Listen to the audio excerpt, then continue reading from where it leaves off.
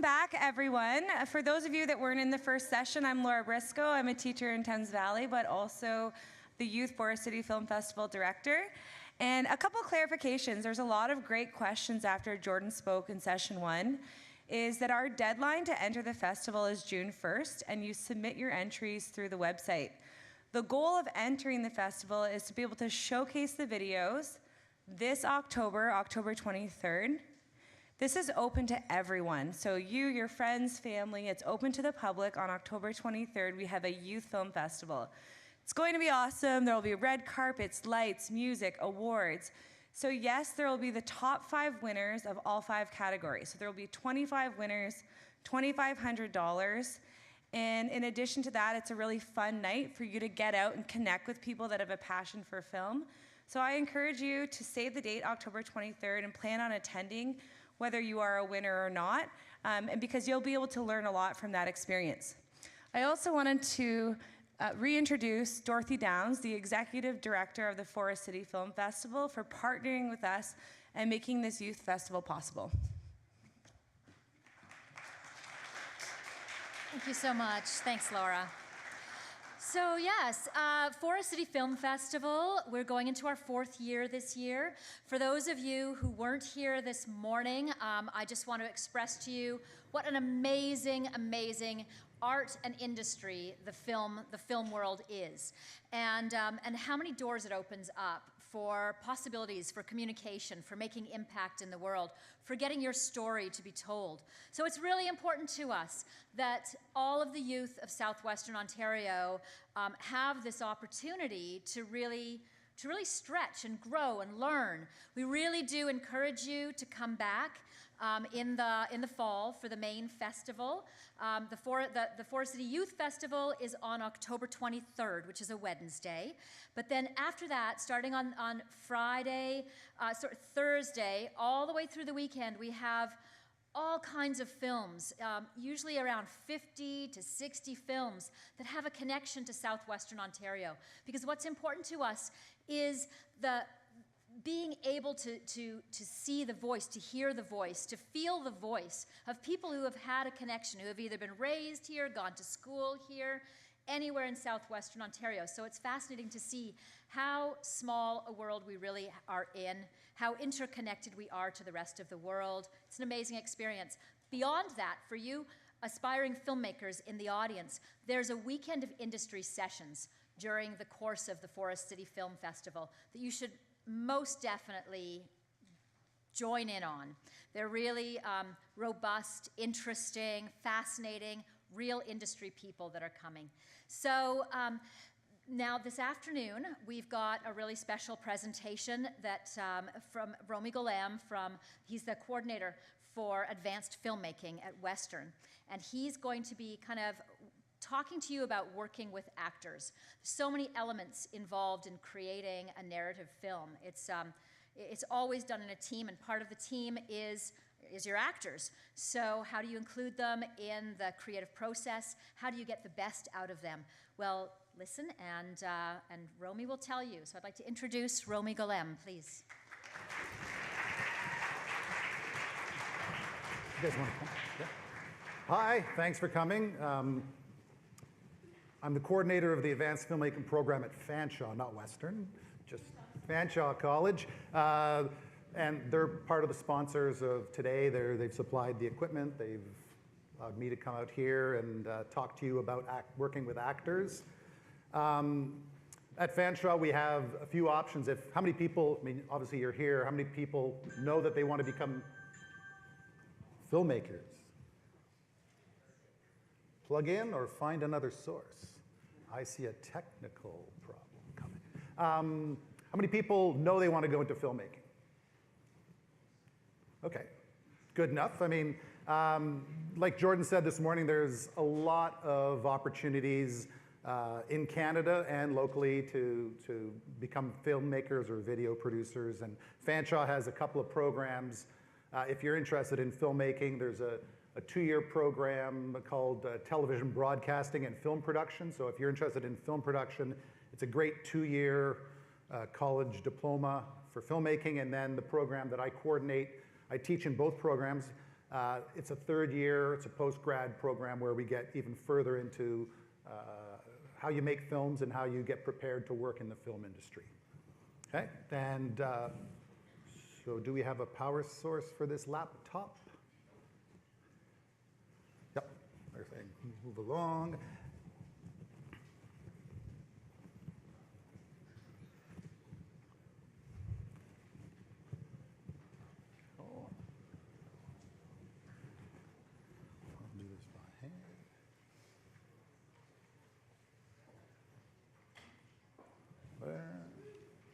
Okay, so today we're going to focus on, this morning Jordan spoke about all of the different possibilities for films that you can submit to the Youth Film Festival. This afternoon we're going to focus on narrative films and specifically working with actors.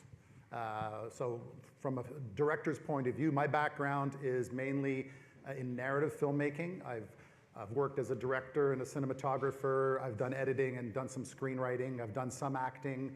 But the majority of my focus was on narrative filmmaking, and we're going to talk about how a director works with actors. And so I'm the working part, and they're the actor part.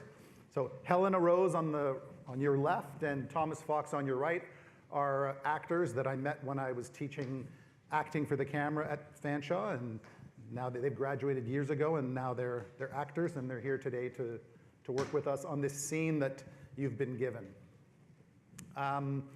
Before we get going on this part, I just want to talk about screenplays a little bit.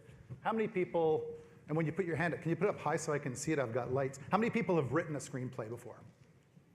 Okay, so when we look at this page, hopefully you've had a chance to read it at least once or follow along while we're working. What does someone know about formatting? There's something very specific about screenplays and how they're written just technically. Does anyone have any knowledge of why it's formatted like this? Or what software is it? Those of you put your hands up, are you using software? What software? Google Doc. Do they have a screenplay formatting? So you have to format it yourself. Is anyone using something that's formatted?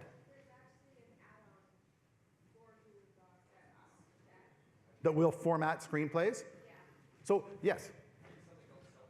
Yeah, I call it Celtics, you call it Celtics. I actually phoned the company once and they said it's Celtics, but everyone calls it both, so it doesn't matter, but it's free. And that's a great one. We use that at school because the students can download it for their own computers, CELTX. And it'll format your screenplays for you.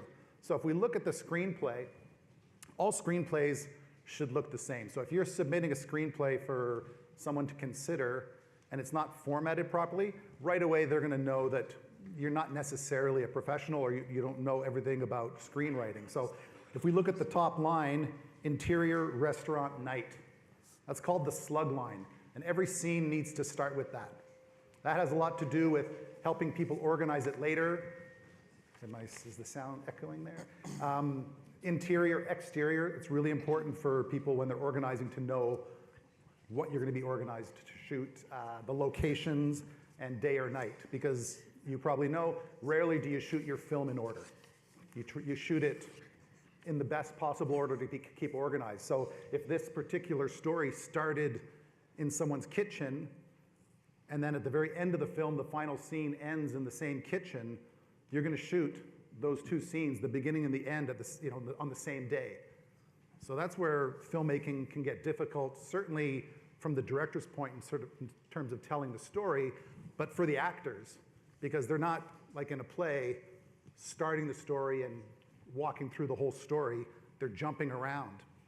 So being prepared is really important. So that's the slug line, and it needs to look like that at the beginning of every scene. Next, we see Sam is sitting at the counter alone.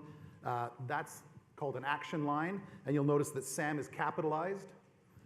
First time we see any character in the screenplay, you're going to capitalize their name. And then afterwards, when you see Sam, it's not capitalized.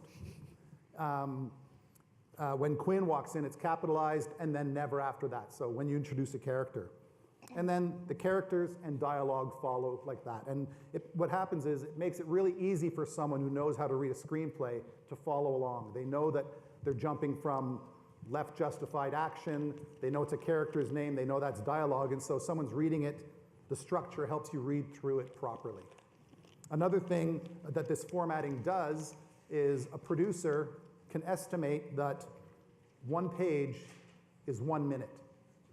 So you try and aim to have it read so that if you've got a 5-page screenplay, it's probably a 5-minute film. If it's a 120-page screenplay, the producer's going to look at the last page first and go, okay, we got a 2-hour film here. And then they'll start reading. Okay, so that's the structure of the screenplay so that everyone's moving forward in the same way technically. So let's move from there to the working with actors. So we've got the screenplay. Chances are at this stage, you've written your own screenplays. You know, as you move forward into the professional world, you've got writers and you've got directors, and a director will write the screenplay someone else wrote. Probably you'll be directing your own screenplay, so you'll have a much closer relationship with it. But in terms of the importance is that you do your homework, that you're really well prepared. So this might seem obvious. Learning the lines is only the beginning, but it's one of the things I see the most with new filmmakers is that an actor gets the screenplay and they perform it and they got every word correct. And they're so excited. It's like, great, okay, let's move on. And the parallel to that would be walking out of a film and going, wow, that was all in focus. You know, you expect the film to be in focus. And you expect that the actors, the basic thing they're going to come is with knowing all the words by heart. And that's your starting point. So let's take a look at and casting. Making sure that you've got the right person for the right role. You've got no budget, you're not going to be able to go to ACTRA and hire actors, but don't necessarily just grab any friend. Make sure it's the right friend, or make sure you go to the theater department and find out who's interested in theater. Put the extra effort in there so that you're getting the right person for that role. So step by step, let's take a look at how do we get to the point where you say action. First thing you do as a director is you need to know the material backwards and forwards. You need to have done your research, you have to do your background check, you have to do your homework on this. And then you'll get together with the actors that you've selected for your film, and you're going to do a cold read with them. Let's just hear the words. Let's not go anywhere other than let's just read them nice and flat so that we hear the story played out. You're going to discuss the characters with the actors. Then you explore possibilities. You don't try and start and go in one direction. You want to try different things. Let's try this, and then let's try this, let's try this. And then through the rehearsal, you're trying all these different things, and then you go back and go, let's take the beginning here, and the middle here, and then that thing you did there, and try and pull all these different elements that you've explored and bring them together into that scene. And that's what we're going to try and work on today. Then with that, you define the characters. So is it where I'm standing, or?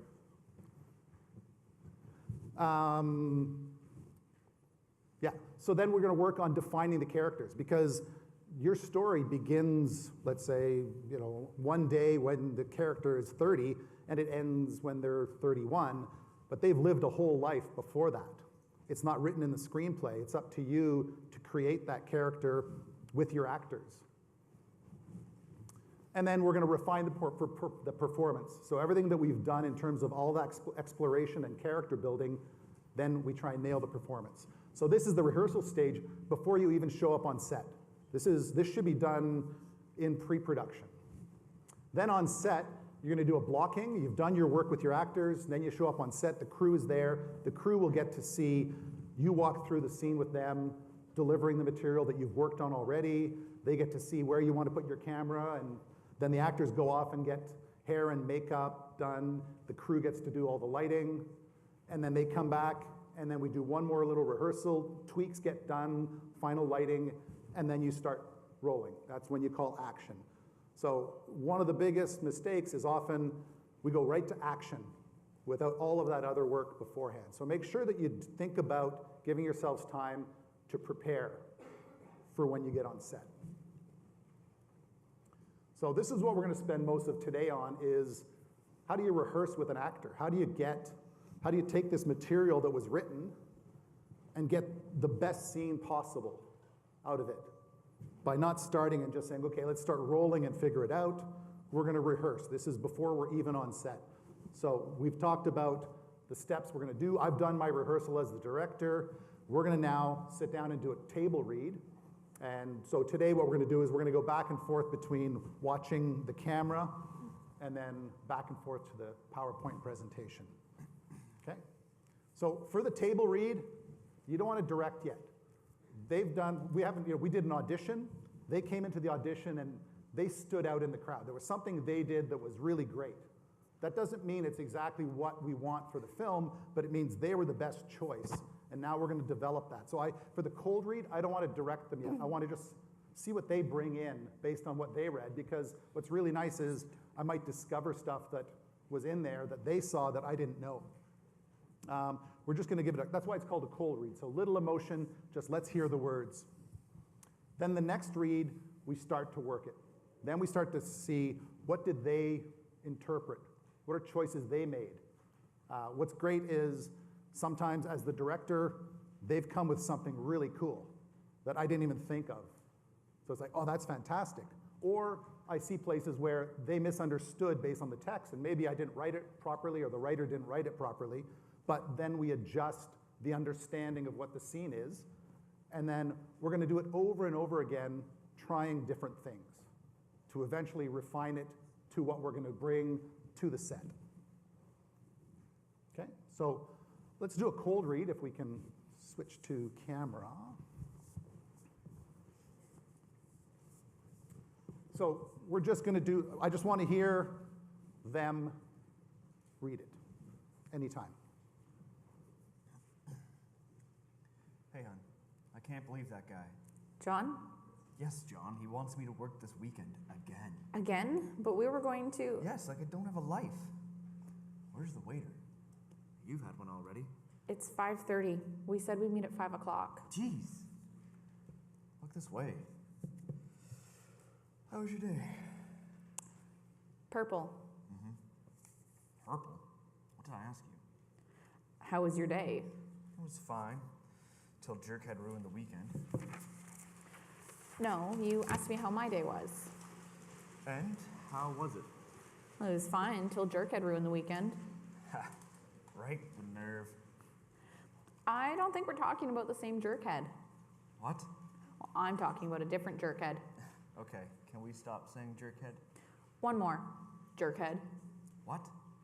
Do you think I'm stupid? Tell me what you're up to. Up to who? What are you talking about? Working late? Working weekends? Sam? Quinn. Sam? Quinn. Stop it. What are you insinuating? Nothing. I'm asking a question. What are you up to? Latte macchiato, skim milk. You? I'll have another. Sorry, where were we? Macchiato, insinuating, working another weekend. Sam? Quinn. Sam, stop it. I'm sorry. I just... Go ahead. What's that? It's a cottage? It's that cottage. It's that cottage. The one you've wanted all this time. Your dream cottage. John helped me lock the deal. It was going to be a surprise. Surprise. Surprise? Wow. My dream cottage? I'll obviously have to work lots of weekend and overtime to pay it off. But we finally have it. So, what am I up to? But you texted me this afternoon. I bought the cottage. The deal closed this afternoon. It's finally ours. Our weekend getaway. Our love nest. I love you, John. I promise that I'll tell Sam tonight.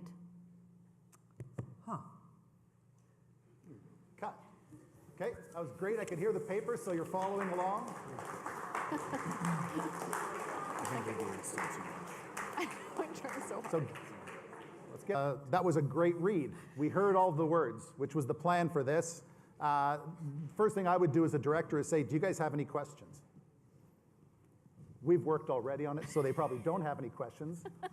If you were an actor, would you have any questions? Yeah, what? Oh, Oh, so. Any questions about how the scene's playing out? Yeah.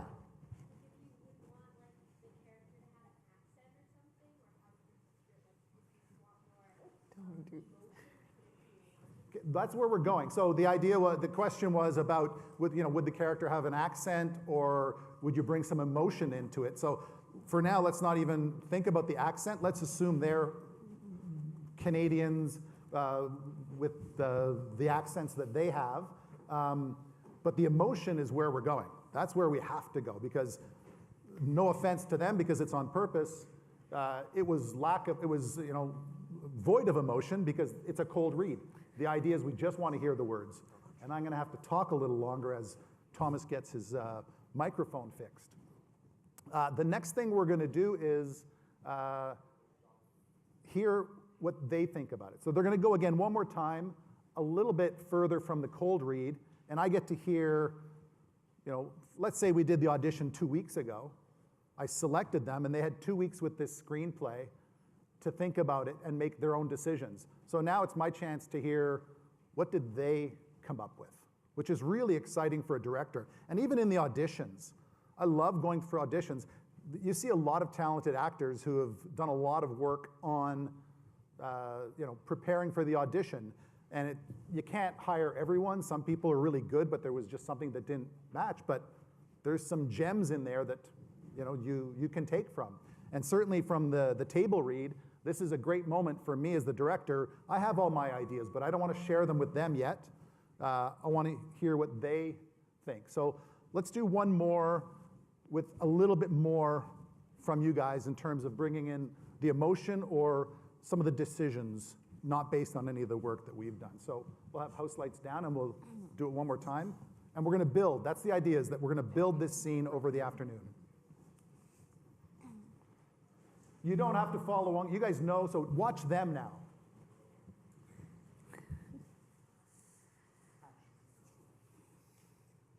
Hey, I can't believe that guy. John? Yes, John, he wanted me to work this weekend again. Again? But we were going to... Yeah, it's like I don't have a life. Where's the waiter? You've had one already. It's 5:30. We said we'd meet at 5 o'clock. Jeez, look this way. How was your day? Purple. Purple? What did I ask you? How was your day? Oh, it was fine, until Jerk had ruined the weekend. No, you asked me how my day was. And how was it? It was fine until Jerk had ruined the weekend. Right, the nerve. I don't think we're talking about the same jerkhead. What? Well, I'm talking about a different jerkhead. Okay, can we stop saying jerkhead? One more. Jerkhead. What? Do you think I'm stupid? Tell me what you're up to. Up to who? What are you talking about? Working late? Working weekends? Sam. Quinn. Sam. Quinn. Stop it. What are you insinuating? Nothing. I'm asking a question. What are you up to? Latte macchiato, skim milk. You? I'll have another. Sorry, where were we? Macchiato, insinuating, working another weekend. Sam. Quinn. Stop it. I'm sorry. I just... Go ahead.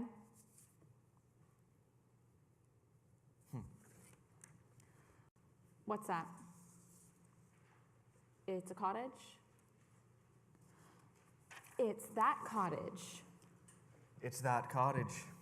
The one you've always wanted all this time. Your dream cottage. John helped me lock the deal. It was going to be a surprise. Surprise.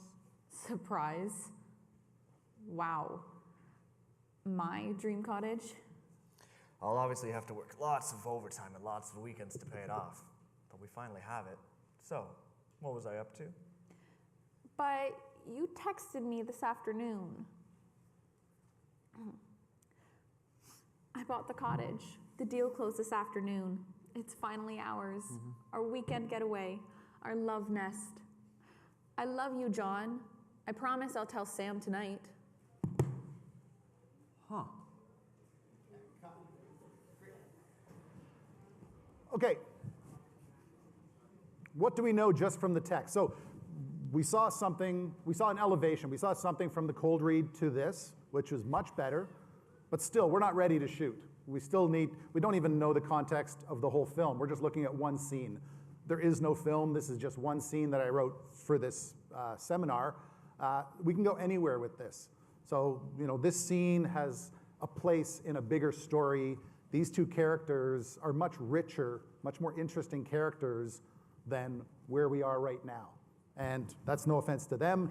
As actors, they want to go there. They want to go much further than where we are now to make this interesting and fun. So at this point, if you're directing someone else's work, or even if you're directing your own, you might want to do some rewrites. You're a detective. You've got to go through the screenplay and go, what evidence is there in there for me to bring more out of this story, to bring more out of these characters? As actors, that's what they're doing for homework. They're going through this and going, what are little clues that are written by the writer, or what are things that aren't written that I can interpret and make my character, to make this a much more interesting scene and to make my character a lot more interesting. So what do we know from this scene? What do we know about him? What's that? He's a cheater. Anything else we know about him? Yeah, something more. I mean, when he walks in, is his attention on her? Is he a caring partner? Is he someone who walks in and says, sorry, I'm late? My attention's all yours now? Yeah. Like, he walks in and his attention is more on his phone. We know that he's a half hour late. He doesn't even know he's a half hour late. So all of that is information that's in the text. So that's the first step we're going to do, is we're going to break it down and say, okay, what are all the things I can find in there? What do we know about her? What's that? Yeah, her name's Quinn? No. Anything else about the text? Yeah. Yeah, that's huge. This whole scene, she's just letting him talk because she knows he's a cheater. That's where it's fun. And that's where it's going to be fun for the actor who's going to play that part. And there's a million ways you could play that. So we could look at that and say, is she the kind of person, knowing this information, knowing that from the text that he's going to tell her tonight, that is going to make, he's going to come out and say, he's going to be honest finally, and she loves him and they're going to work it out? Or is she the kind of person who's going to just string him along and let him make a fool of himself? That's up to us. We can decide how we want to play this, and we'll take a look at different ways to do it. So as the detective, you're going through there and finding out information that's in there, and then the harder part of your homework is figuring out all the information that's not there that can make these characters even more interesting. So who are they? We want to try and create much more interesting, much more complex characters than just what we have on the page. And that doesn't matter if it's a famous screenwriter or not. There's not enough in that text for the actors to go on alone. There's a lot more things that the actor and the director can do. We need to create a life before this moment. Like I said before, this scene starts, but these two people have lived an entire life before this. Every decision they make in their life, just like you, is based on their history. Who were their parents? Who are their parents? Were they rich? Were they poor? Were they bullies? Were they bullied? Are they religious? What religion? All of these things define who you are as a person. And the best thing you can do as a director is create that kind of history for your characters, because that helps an actor make a decision. If they've got a really clear idea on who the human is, even though it has nothing to do with specific moments in the story, they're going to make a much more interesting decision in your scene. So they need a history, and all of this is going to create a psychology, which is what's really important. So why would I want to talk about psychology and acting? Yeah.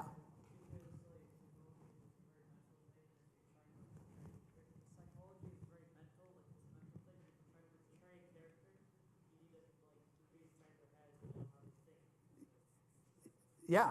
So psychology is a mental thing. It's about how someone thinks. And so Psychology is the science of behavior of mind as well as feeling, and acting is the art of almost the same thing. It's how do people behave? How do they feel? How do they think? So there's a really strong relationship between the two, and understanding your character's psychology is going to help each of these people do a better job and make a much more interesting scene. So the key word is behavior, and that's what I want to focus on today. There's a lot of different ways you can try and work with actors, but behavior, how a character behaves as opposed to reciting the lines. We know they know their lines. Now we're going to add the behavior to the delivery of those lines, and we're going to start to create a much more interesting scene. So we're going to look at two aspects of behavior: status and attitude. Status is how the character feels about themselves, and attitude is how they feel about the other. So it's not going to be something that's written into the screenplay. It's going to be something that we're going to have to develop together through our rehearsal process. I'm going to have some ideas about it. We're going to talk about it together, and we're going to create two characters who will make this scene a lot more interesting. So how does a character feel about themselves? How do they feel? Do they feel in control of a situation? In a second, I'm going to need 4 volunteers to come up and just do a very simple, so just think about whether or not you want to come up here. How do they feel about themselves, and are they in control of that situation? So we can look at status in 2 ways, and this is the extremes, and then there's everything in between. There's high status, and there's low status. So a high status character feels really positive about themselves. They're very confident. They have command of the situation. They initiate eye contact. They're not afraid of looking people in the eye. They're not afraid of getting close to people. If they're really high status, they have no respect for personal space. They'll just walk into your personal space. They kind of own everything. Everything belongs to them. So high status. If we're going to look at superheroes, are really easy to look at, or action films, because things are so extreme. So high status characters, both of them. Super high status. Yeah.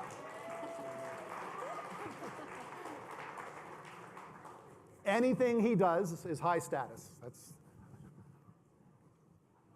So then we get into more interesting when we start to get into relationships between people. So who's seen Mean Girls? Okay, good. I'm glad I picked a good one. So, so now we talk about the dynamics in terms of their status. There's the dynamics between the main group and status within that group, and then how does that group feel compared to other groups? When they walk through the cafeteria, picture high status. That's what high status is that sort of ownership. This is my space. I don't care about any of you. So that's the mean side of high status. Jumanji, you've seen that.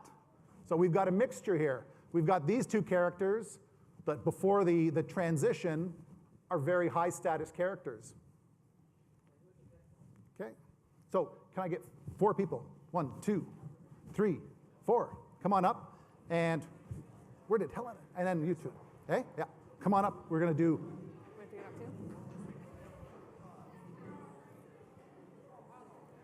Hello. So just come on around, just watch the cable. And we've got all this space here. Thank you, thank you. This is very simple improv work. I'm going to get you to walk around this space. Just comfortably, however you feel, just walk around. Not in character, just walk around and see what's happening. So we're just people walking. Okay, so now stop for a second. Remember what a high status person is. They initiate eye contact. They walk upright. They're not afraid to interfere with other people's space. So walk around as if you're a high status character now.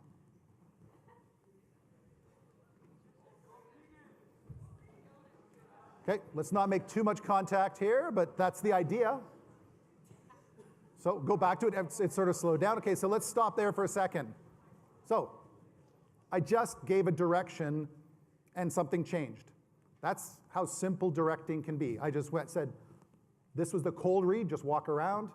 Okay, walk around like you're high status. I just changed things, that simply. It's not right yet. So let's look on from here. So low status is the opposite. Okay, they have problems maintaining eye contact. They behave with a sense of inferiority. They're not in control of the situation. They fear personal space. They don't want to enter other people's personal spaces. They're uncomfortable when people enter theirs, and they don't want to be noticed. So we're only looking at the extremes, in that sort of black and white world. The most interesting part is when we get through the gray scale of real people. So let's just analyze the really extreme versions. Low status.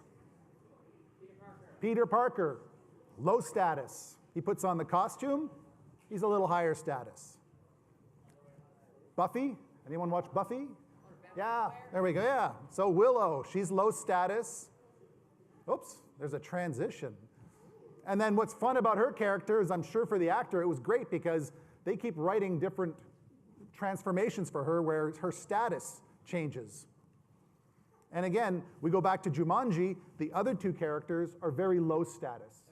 There's 5 of them up there, but only 4 of them there. He's been trapped the whole time, so he wasn't in part of their group in high school. Okay, so walk around normal first, the way you did the first time. And then while you're walking, just switch into low status. Yeah. The hoodie, he's using the hoodie to hide. Three of them use the hoodie to hide. Freeze for a second. Hands went in pockets. Arms started to clap here. Look how much space there was. All of that stuff is behavior. And that's all things that a simple direction can change. And we don't have to deal with the extremes here. What's going to be interesting is when we start to look at it in sort of the gray scale, like I said. So now walk around, just neutral, and then I'm going to want you to be low status. Low status, high status, high status, high.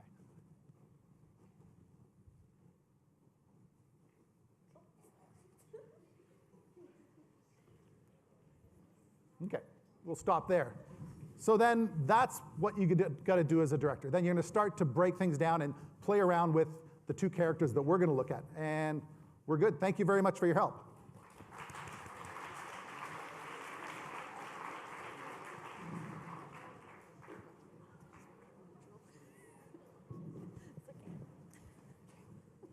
And we don't exist in a vacuum, and so how you feel about yourself changes depending on your situation, where you are, or who you're with.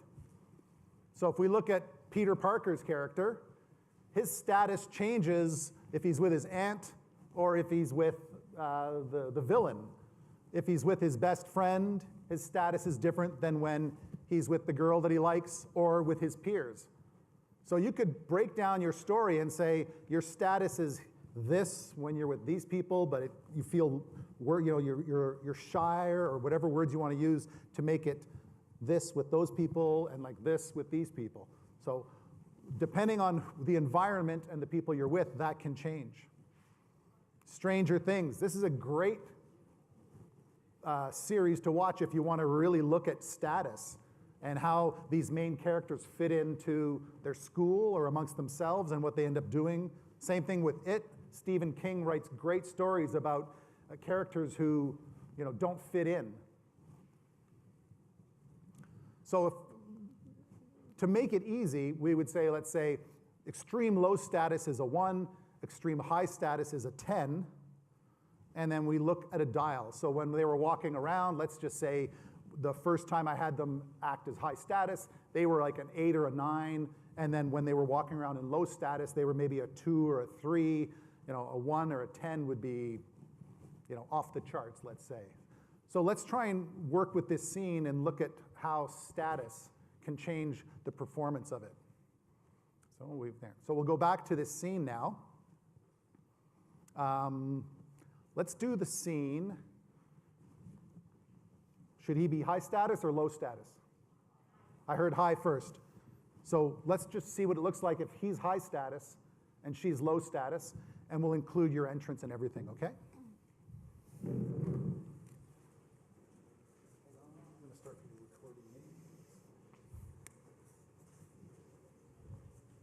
Anytime you're ready.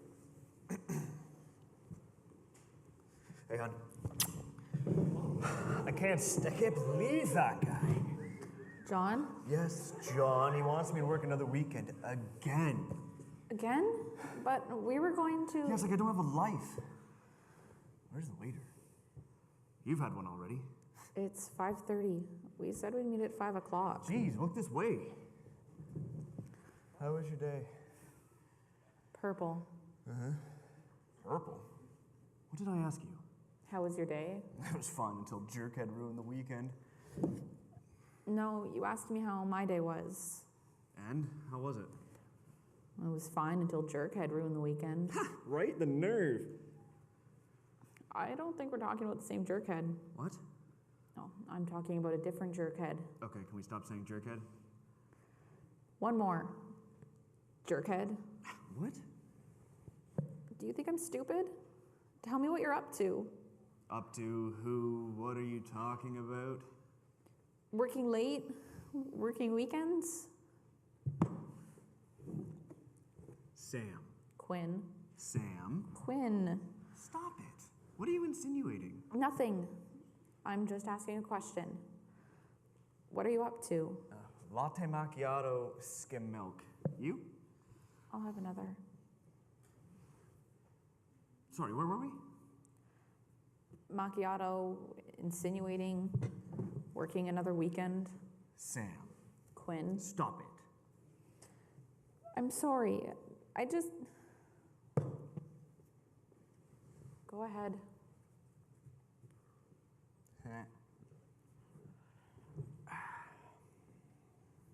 What's that? It's a cottage? It's that cottage. It's that cottage. The one you've always dreamed about. John helped me close the deal. It was going to be a surprise. Surprise! Surprise? Wow. Obviously gonna have to work lots of weekend and overtime to pay it off, but it's finally ours. So, what was I up to? But you texted me this afternoon. I bought the cottage. The deal closed this afternoon. It's finally ours, our weekend getaway, our love nest. I love you, John. I promise I'll tell Sam tonight. Huh.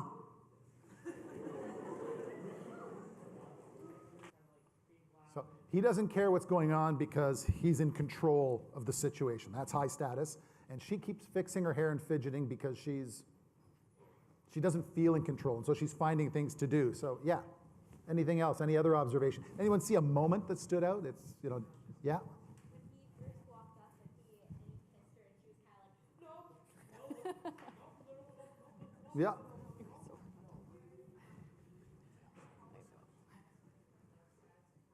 Sorry, say that again? Yeah. Yeah, and that's the next step. That's where it gets really fun because keeping it consistent. No, your story has to have changes in it. Things have to shift for a story to be interesting. If it's all flat, even in one scene, you need things to happen. And so we haven't even gotten there yet, but you picked up on the fact that it's written into that suddenly, once she calls him on it, she gains confidence. She's a little bit more in control of the situation. Also, apparently Phil might be gay. What's that? Apparently, in this case, I'd say most definitely he is. but not in real life. That's not important. Anything else? Okay, so let's switch it. So she's going to be high status and he's going to be low status. Let's see what that looks like. Like I said, we're not making a decision and moving forward with a decision. We're going to try all sorts of things and see what happens, especially when we discover moments like what you pointed out. Like that's, in this scene here, that moment there is what's important. It's like, okay, that shift is important. When that happens, she goes up. So we'll go lights down.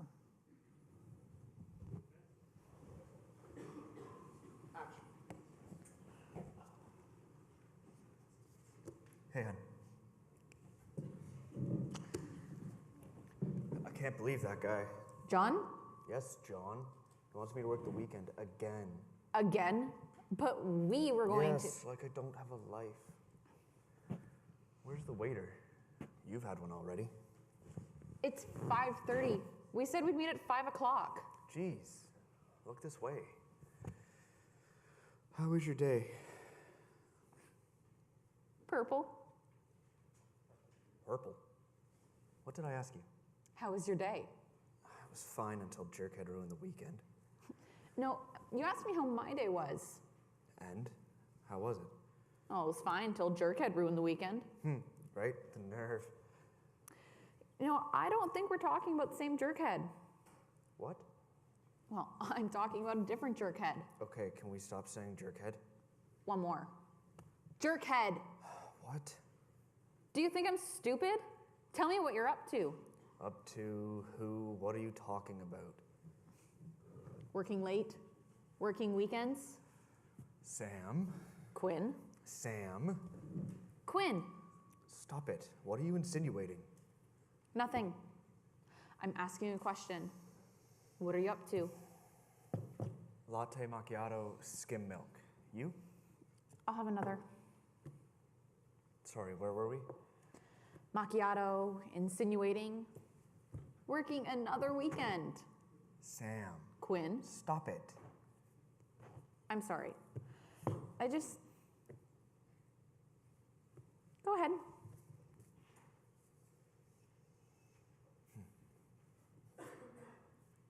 What's that? It's a cottage. Oh, it's that cottage. It's that cottage. The cottage you've always wanted. John helped me lock the deal. It was going to be a surprise. Surprise. Surprise. Wow. My dream cottage? I'll obviously have to work lots of overtime and weekends to pay it off, but we finally have it. So, what was I up to? But you texted me this afternoon. I bought the cottage. It's finally ours. Our weekend getaway. Our love nest. I love you, John. I promise I'll tell Sam tonight. Huh.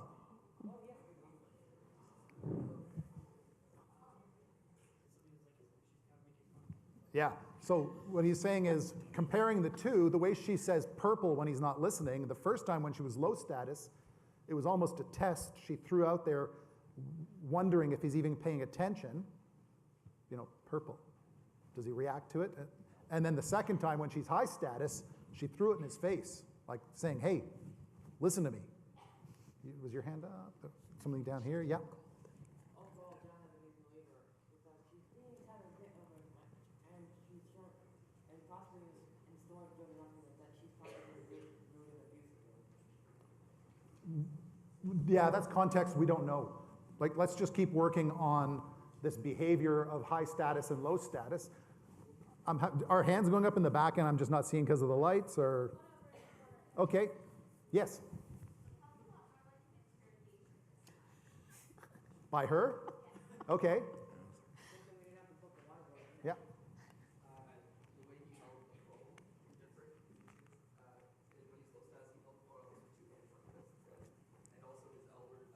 Yeah, he was closed in, and you know, if we had a camera operator, we'd have panned as Thomas slowly disappeared off the frame. But that's the idea, and we're exploring. We're just rehearsing. We're trying to find little physical things that'll make this scene a lot more interesting. The next step, let's go back to the original sort of layout where Helena is low status and Thomas is high status. But let's bring down your status a little bit, Thomas. Helena, you can bring yours up a little bit, and then let's find two places in the scene where Helena's, let's start with your status the way it was. Where would be a place, so now if you've studied writing and stories, you look for beats, a moment in the story where something changes. So where in this scene would she suddenly change to a little bit of a higher status? Probably right around when he showed him the Let's pick that as the second. She's going to switch twice. She's going to start low status. At one point, something's going to happen in the scene. She'll up her status a bit, and then your hand was up first. Purple. Excellent. So let's look for those two moments, those two beats. Is that? Oh, I thought you were telling me time. I was like, what? No. Okay, so we're going to look for her character. Thomas is going to be pretty consistent, except for let's pick the place in his scene where suddenly his status drops. Okay. When she starts reading it? Let's start with that. When she starts reading the text. So, Thomas, your status is going to start off high, be kind of high all the way through. When she starts showing you the text, it drops. Okay, just drops to one level, and we'll keep it at that. Sure. Helena, purple, your status goes up a bit, and then when you start showing him at the same time, when he says, what would be the line right before? So just so we don't have to switch at the same time. Finally, so what am I up to? But we finally have it. So what am I up to? So let's watch for those status shifts and see what happens to the scene now. Oh, hang on. I want to roll this.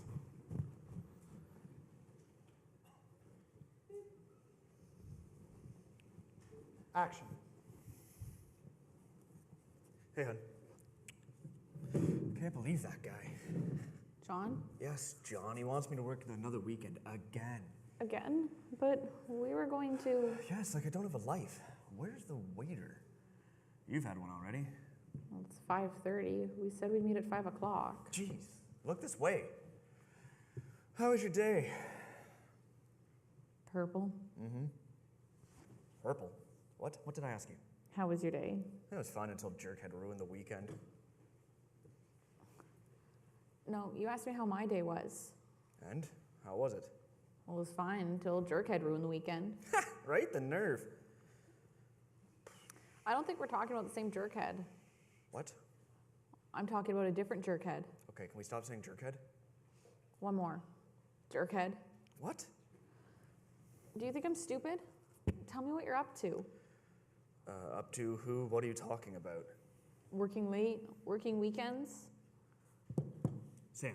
Quinn? Sam. Quinn. Stop it. What are you insinuating? Nothing. I'm asking a question. What are you up to? Latte macchiato, skim milk. You? I'll have another. Sorry, where were we? Macchiato, insinuating, working another weekend. Sam. Quinn. Stop it. I'm sorry. Go ahead.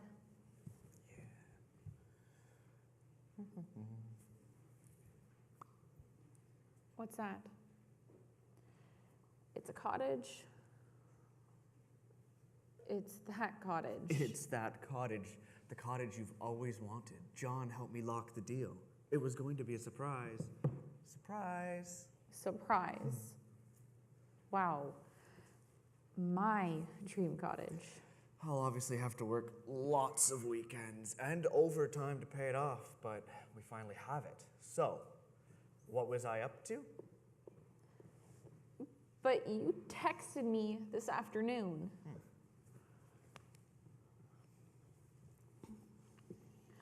I bought the cottage. It's finally ours. Our weekend getaway. Our love nest. I love you, John. I promise I'll tell Sam tonight. Huh. Cut. I missed the cue. So done. Great. I missed the Just one note that I wanted to change was when you ask, you've had one, it's a question mark. Okay. You're surprised that she's had a coffee. Okay. You're completely oblivious to the fact that you're a half hour late because the next line is, or the line right around that is, we're supposed to be here half an hour ago. You miss it completely. So you're ordering a coffee. It's like, wow, you've already finished one? Okay. What do we see?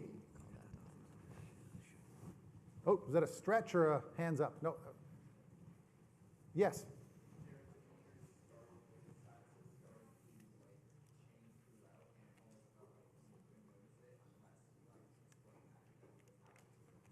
Yeah. Her changes felt I mean, they both felt natural, but I really, yeah. There was more for Helena to do. Like, Thomas was kind of consistent, and that's perfectly normal for a scene that one of the actors, one of the characters would be one way, and then at the end he gets that drop off, and then she's got this sort of elevation happening to her character, which, if we look at stories, things should build. They should climax. They should, they should either cut to the next scene or, have a denouement. So what we're building here is working. There's a million different ways we could take this, but we're taking it in a certain way. Something I'll mention later, but it was just a great moment here, is Thomas had a section where he was talking about John and the cottage and all that, but Helena's reactions is what's more interesting. And so one of the big differences between theater and film is that in film, I've blocked this for the demonstration. If I was to really make this film, I'd probably put them facing each other at a table. We could be on Helena while Thomas is talking.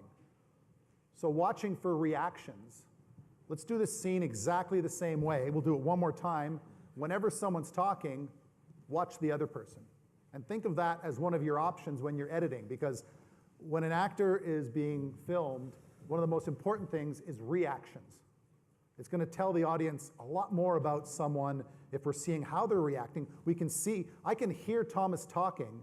If I can hear him and see her, the audience is going to get a lot more out of the situation. So for yourselves, just try and watch the person who's listening and imagine that that's their single shot and what could happen in that. And if I could ask you also, on a film set, before you roll, you say quiet on set. So can we just, once we're rolling, no participation, no little hoots or hollers, just let's listen to the performance, okay?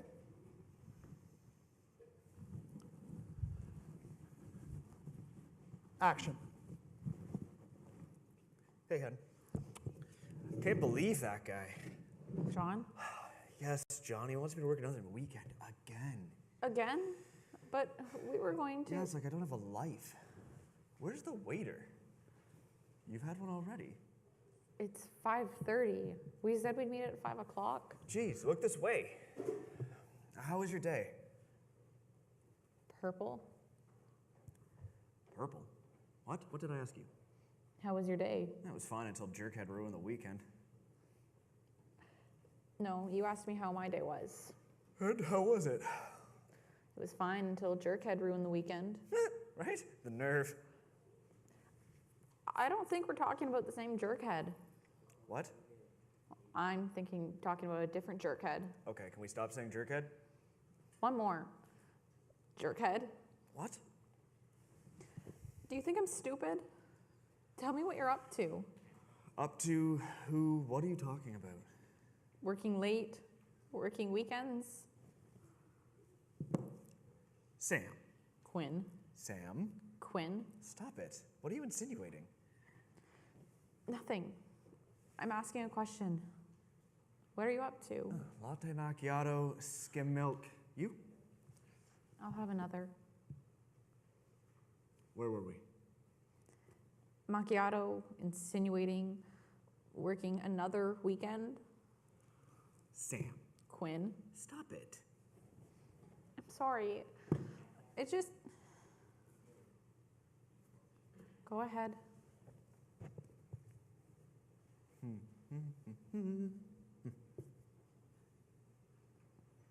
What's that? It's a cottage. It's that cottage. It's that cottage, your dream cottage, the one you've always wanted. John helped me lock the deal. It was going to be a surprise. Surprise. Surprise. Wow. My dream cottage? I'll obviously have to work lots of overtime and lots of weekends to pay it off, but we finally have it. So, what was I up to? But you texted me this afternoon. I bought the cottage. The deal closed this afternoon. It's finally ours. Our weekend getaway. Our love nest. I love you, John. I promise I'll tell Sam tonight.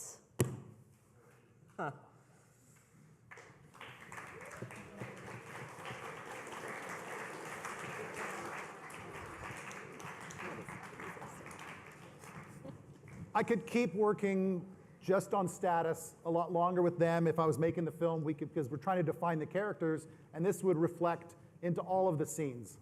So let's move forward, though. We'll get to the next slide, if we could.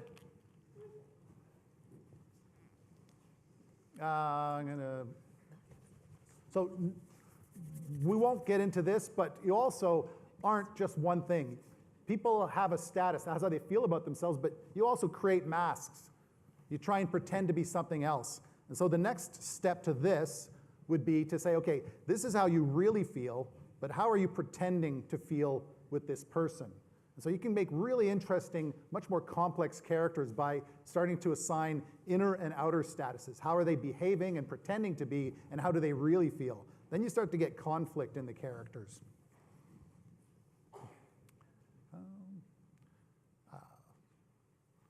So when you've got films like this, it's laid into it. So you've got characters who are a certain status, and then they're thrown into a body of someone who's got a different status.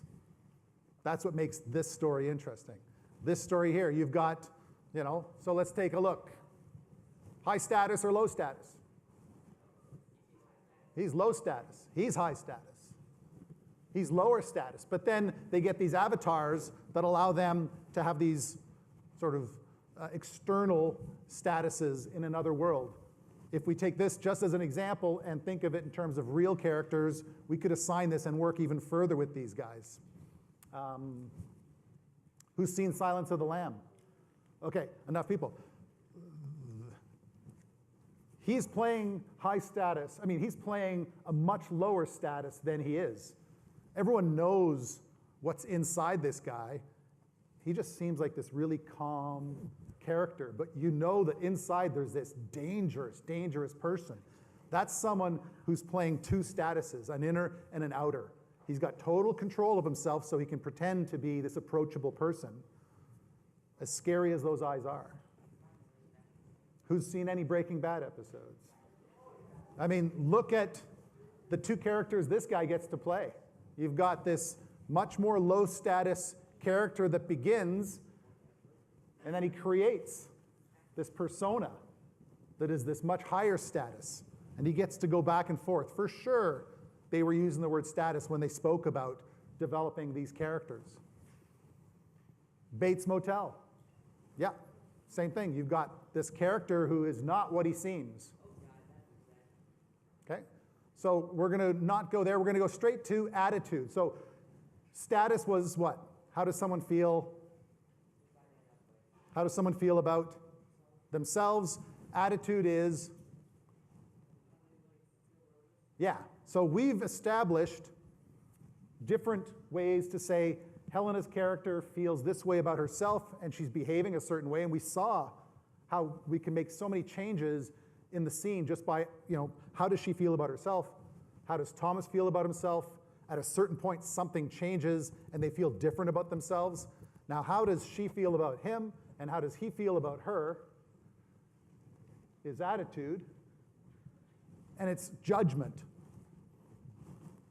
So we're going to look at 5 examples of ways that actors can associate something. And these are more metaphorical. It's not literal. So if we look at this, stinky, funny, scary, sexy, or stupid, it doesn't have to be stinky, oh my God, that person stinks. It's a bit repulsive. Just you're pushed away from someone.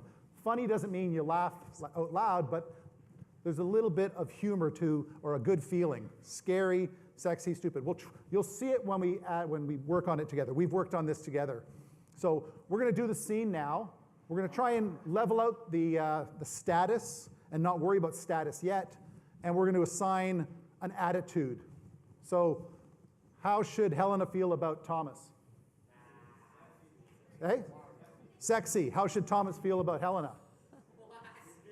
Scary. Okay? You ready? So you feel scary.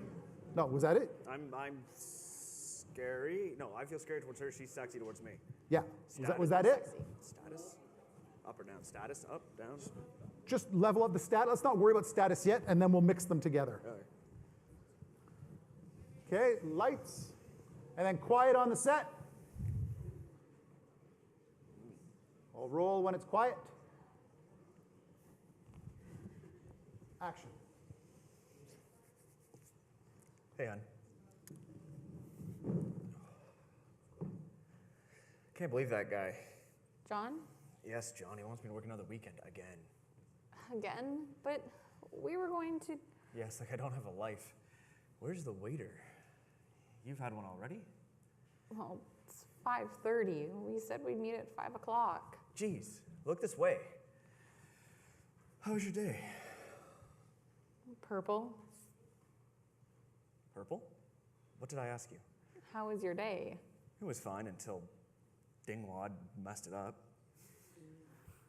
No, you asked me how my day was. And how was it? Well, it was fine until Dingwad messed it up. What?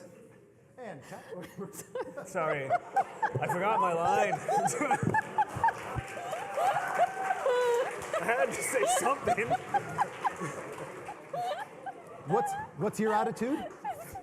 Sexy? Sexy, yes. Go further with it. Let's see it more. And yours is Scary. scary. So let's see it and bring your chairs back over here so I don't the mic's in the way. We've slowly moved over. Sorry. So let's heighten those so we can really see. Okay, no more Dingwads.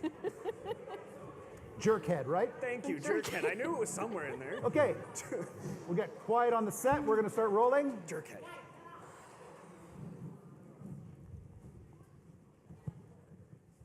Action. Man, Hey. I can't believe that guy.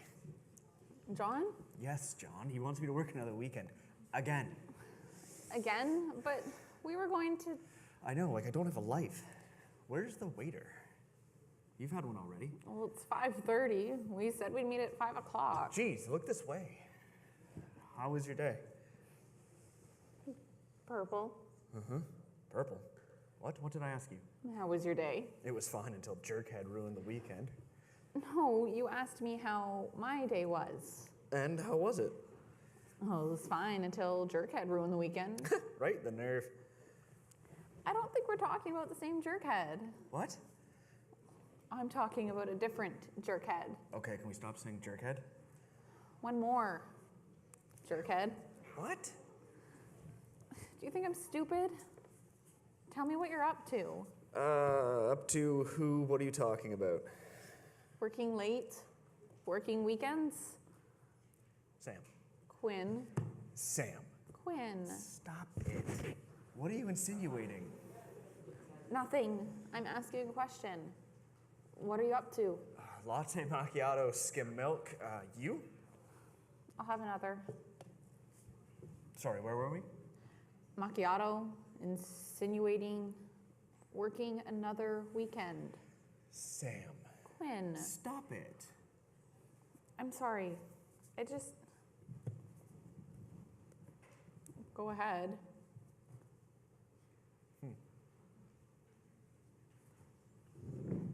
What's that? It's a cottage. It's that cottage. It's that cottage. It's the cottage you've always wanted, your dream cottage. John helped me lock the deal. It was going to be a surprise. Surprise. Surprise? Wow. I'll obviously have to work lots of weekend and overtime to pay it off, but it's finally ours. So what was I up to? But you texted me this afternoon.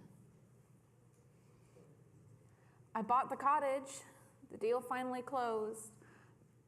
It's finally ours. Our weekend getaway, our love nest. I love you, John. I promise I'll tell Sam tonight.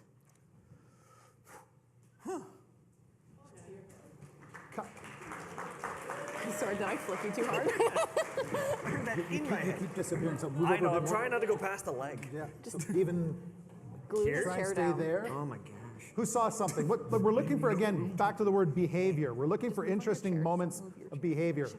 Yes. You sit on me. I'm for the first half, Sam was trying to touch Quinn. You could just little moments. It's not like we're saying, oh, her attitude is sexy. It's just there's something physical going on. She's reaching. His reactions tend to be just little things. Any other little moments that we saw? Yes?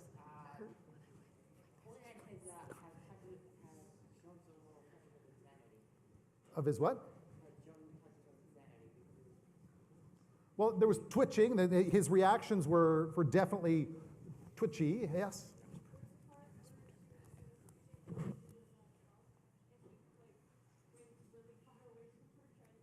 Yeah, especially when you can say there was a part.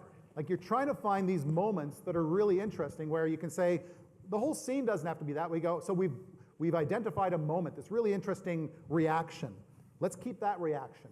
And then if we were to say, what's the time? Just give me a little heads up on where we're at. It's 1:30. Hey? 1:30. 1:30. So I should be getting close. How are we time-wise? Okay, plus Q&A, or are we gonna? Okay, let's go back to the slides. Or no, you know what? With this much time left, let's just blend something. Okay, so let's go back to the camera. We'll skip the slides if we've got 10 minutes. Let's make this scene now. We didn't get to explore very much of the attitudes, but we've seen options. So let's give a status to each of them. Let's find a place for the statuses to change. Let's assign an attitude for each of them towards the other and have those attitudes change. So yes?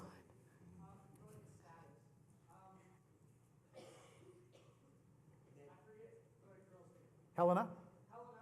When she finds out about the cottage, she gets a little bit more upset because she already knew about a cottage being bought, but she didn't know what cottage. So when she found out it was her dream cottage, she gets a little bit more upset. But then he gets a little bit happier because he all thinks she's happy.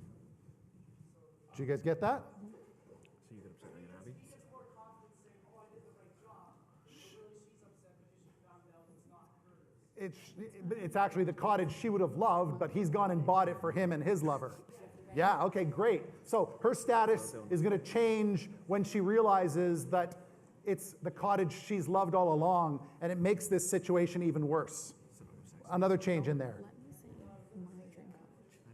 Attitude, okay, yeah. Can I get some quiet in the room? It's hard to hear everyone.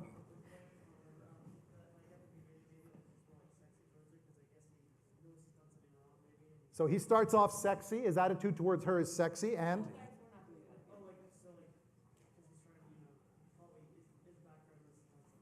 Yeah.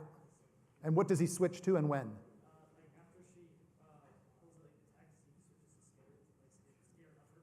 Scared. Okay, he's going to do the whole scene with an attitude of sexy, and then he's going to be scared when he realizes that she knows what's going on. What's her attitude towards him? Yes?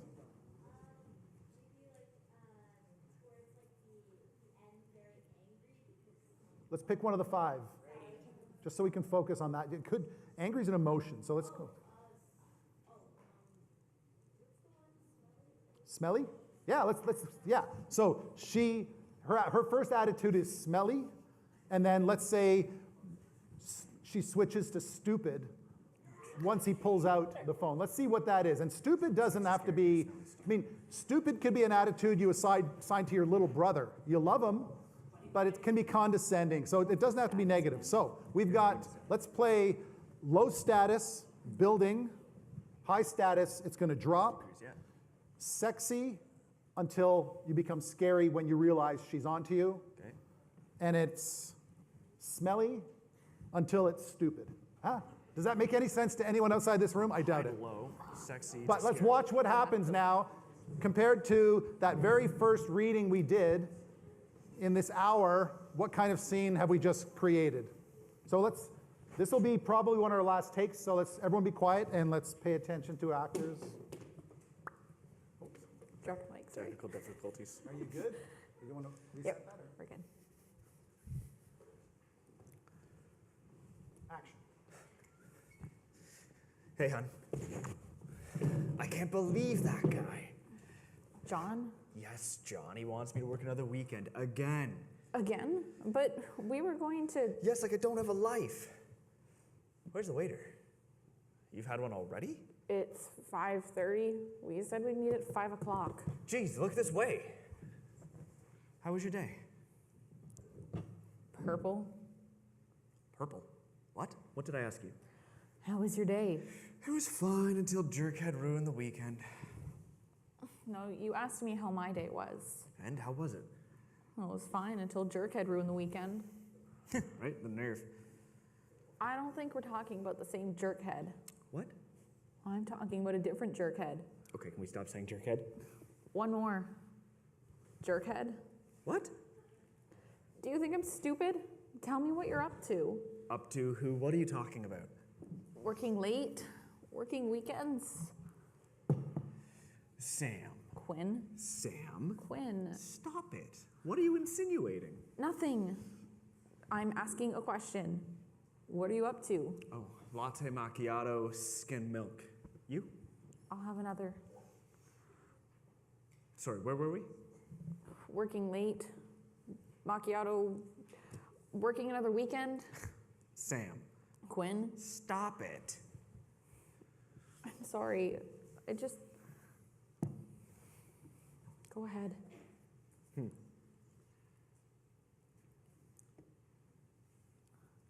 What's that? It's a cottage? It's that cottage. It's that cottage. Your dream cottage, the one you've always wanted. John helped me lock the deal. It was gonna be a surprise. Surprise. Surprise? Wow. My dream cottage? I'll obviously have to work lots of weekends and overtime to pay it off, but we finally have it. So, what was I up to? But you texted me this afternoon. Okay. I bought the cottage. The deal closed this afternoon. It's finally ours. Our weekend getaway. Our love nest. I love you, John. I promise I'll tell Sam tonight. Huh.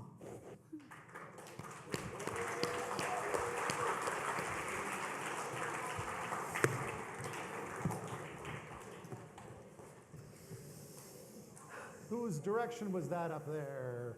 About her feeling about her cottage. Whose hand? Yeah. That was a great direction. Did you see what happened there? Yeah. That was a huge moment. That was great.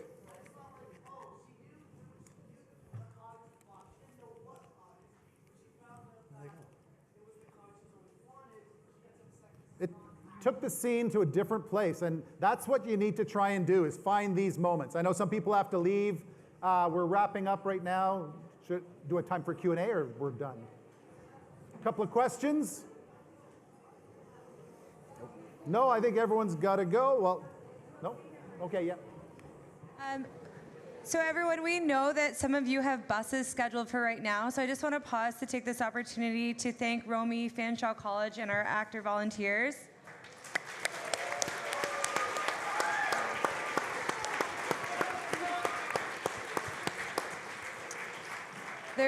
There's clearly a lot of intricacies that go into reworking a script to make it before we as an audience get to see it.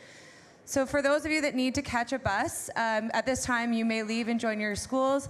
If you have specific questions about the categories or for Romy with how directing and reworking a script or anything regarding Fanshawe College programs, you can stay back and we're going to do a Q&A right now. So we'll let everybody shuffle out and then we will start to take questions. Can we get quiet in the audience? Do we have a question?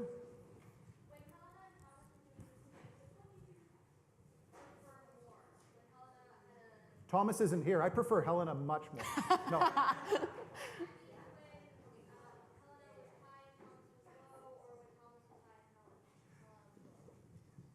This is the only scene. There isn't a film. So it would have to do with what the story is. I felt the scene probably would make more sense if she was low status, given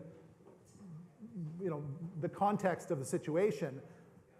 But depending on what happens before and after, it could be a really interesting relationship if she's high status and he's low status and he's cheating on her. Maybe he's not. Maybe you're more sympathetic to him because she's really not a nice person. Well, can I add on that? I really like when I'm high status because I'm a big fan of the female strong characters that are like, oh, I am on to you. Yeah. I know, and I'm gonna work around it. That's my favorite. And I think the payoff for the scene is way more fun if we know that he's a lying, cheating guy and she's stringing him along the whole time and then finally sticks his nose in it. Yes? Yeah, I think it makes sense when she kind of knows that he's lying because she got the text earlier in the day, so she knows something's wrong, right? Yeah. So they thought it made a lot of it made sense to me when she was high status, or even when she's kind of insinuating I know something's wrong. Yeah, and depending on the whole story, the scene before could be her reading the text. Then the audience knows the whole time. So we're all in on it, and we're watching him make a fool of himself, or not, and we all get to be in on that great moment where we discover she's known all along. Wow. So it all depends. There was a question down here, or yes? I feel if this was being made to movie, I think it'd be a lot more interesting that the audience is in on that, he was cheating.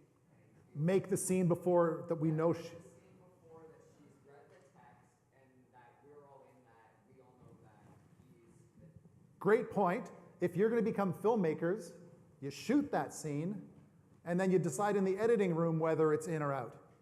Because it's worse if you're in the editing room going, imagine if we had shot that scene we talked about. It's better to say, well, we wasted half a day shooting that scene, but it's better without it, or we put it in. And that's the way filmmaking and editing works is you have to get rid of things that are really good to tell a better story. But always shoot more than you think you need. So once you've graduated high school, we've got 2 programs at Fanshawe. One of them is a 2-year, right out of high school program called Broadcasting, Television, and Film Production. Your first year, you do a bit of film production, a combination of film production and broadcasting or multi-camera, live streaming.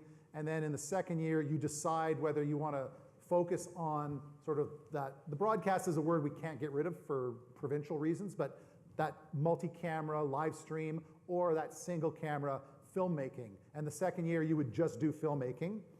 And then after you've done your second year, you have the option of doing the post-grad certificate, which is the program I coordinate, which is advanced filmmaking, where we really get into how crews work and we get more specific about the process of filmmaking. Thomas is back now. Yes?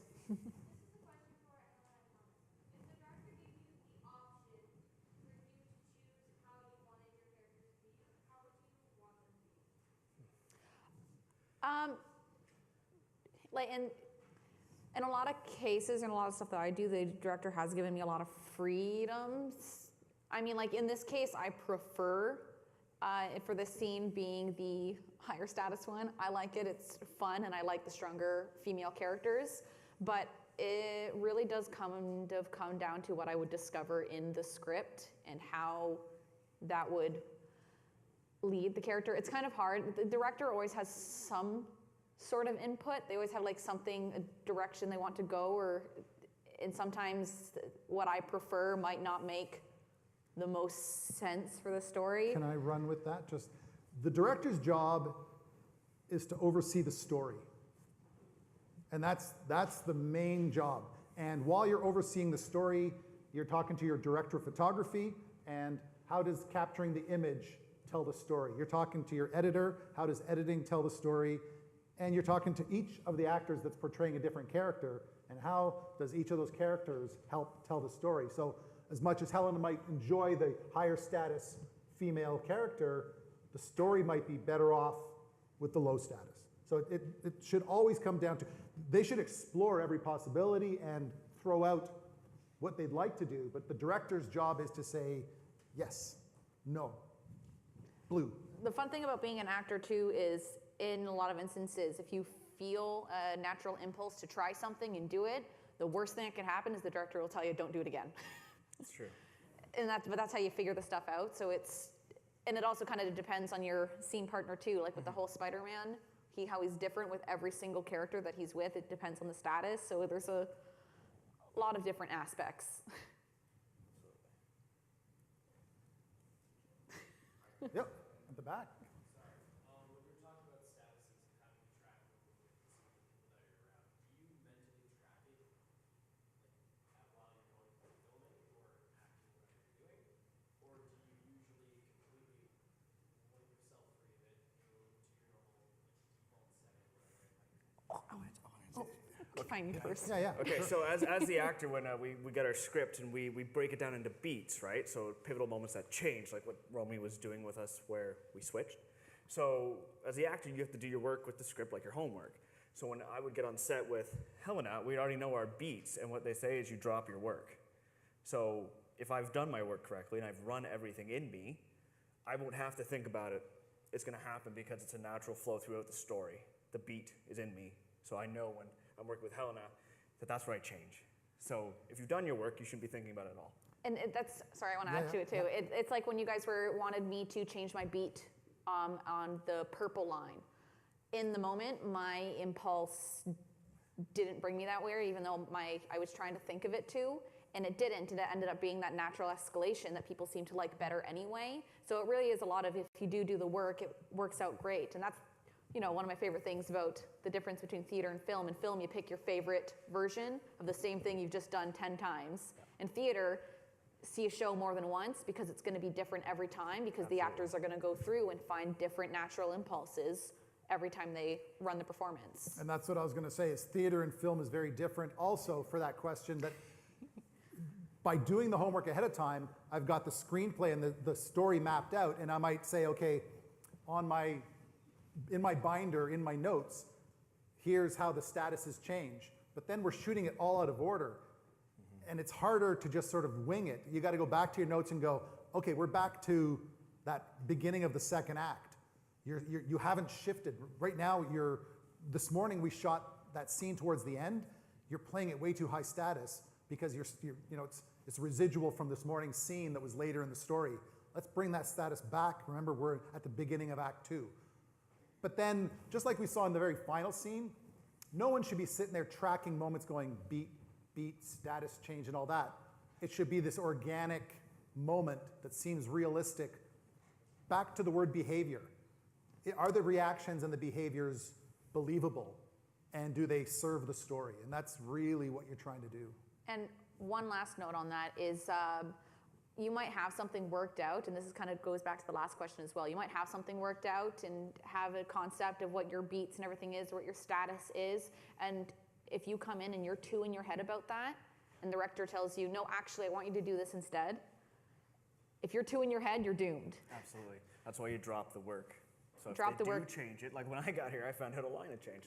And I had the script and everything out in my head, and I found out a chunk changed. So it's like if I was stuck on one thing, that would be a really hard adjustment.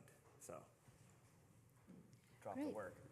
Well, I think we better wrap up Okay. now. I just want to take a moment and thank Romy Goulem, Advanced Filmmaking from Fanshawe, and our two actors. This has been really great. Thank you for all your participation, and we'll see you in the fall. Please submit your films.